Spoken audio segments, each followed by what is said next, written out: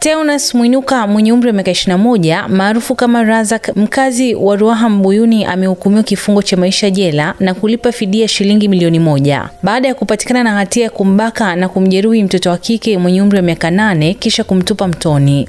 Hukumu hiyo imetolewa na hakimu mkazi mwandamizi wa mahakama hiyo Tumaini Maleko kufuatia ushahidi uliowasilishwa na upande wa mashtaka. Mwinuka alitenda kosa hilo katika kijiji cha Ruaha Mbuyuni na kusababisha majeraha makubwa kwa mtoto huyo na kumtupa mtoni kwa lengo la kuficha ushahidi. Hakimu Maleko amesema kuwa mahakama imezingatia ushahidi uliowasilishwa na pande zote mbili na kuthibitisha kosa hilo pasipo shaka yoyote. Hukumu hiyo imetolewa na mahakama ili iwe fundisho kwa watu wengine wanaojihusisha na vitendo vya kikatili dhidi ya watoto na jamii kwa ujumla. Nikukumbushe kupakua app ya SNS Premium kuweza kusikiliza stori za watu maarufu duniani, chambuzi mbalimbali pamoja na simulizi za kusisimua. Pakua kupitia Play Store au App Store. Mimi ni Bahati Limo na hii ni Simulizi na Sauti.